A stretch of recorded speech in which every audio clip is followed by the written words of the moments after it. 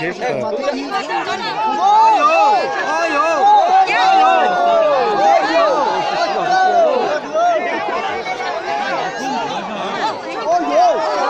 Đây lên đây rồi.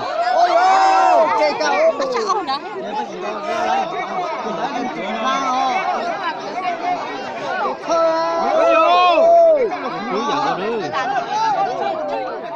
Thật con chèo. Mình chơi những cái này. Nó chơi được cái mình chơi lúa.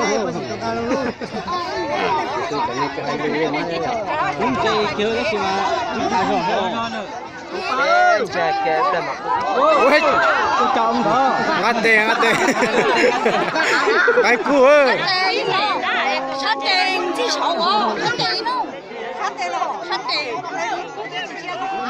Sát tiền chứ sợ. Aku namanya mau capek cawe tu. Bắt tay là cho cú là khi chả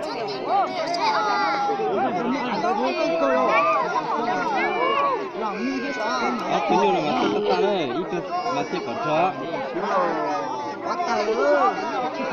Ni dia kau nak jadi tahu. Dia tahu lah. Aku ni cho tiền cho tụi nó. Ôi yo, ngao. Ôi yo, kia rồi. Trời ơi.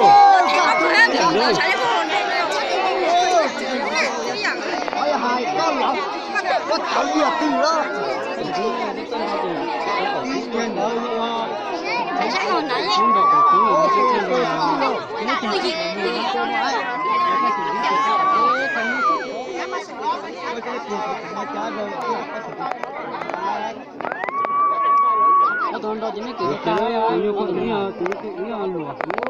Những cua ơi, tôi lần đầu nhưng mà trái to, nó nhiều kiểu cao, nó trái to thì. Nó hay coi, cứ những cái này nha. Thế kiểu đó. Ôi chạy ơi. Cái gì nhỉ? Có gì cua? Chết thì nhớ lại sao hả? Xé rồi, nữa. nữa. Có xé trên chơi cỏ đi ơi. Cho tôi nhảy lên trên này tôi khám rồi. Tôi bị nó cút đi thôi vô. Có cặp ta. Anh ơi, anh có cái cổ xuống thôi. nhưng mà Ôi ơi, cái kiểu. Người lái chơi thì nhớ đây chứ. Tôi nói chơi với phụ sinh đầu nào đâu, tự nhiên đâu tụi nó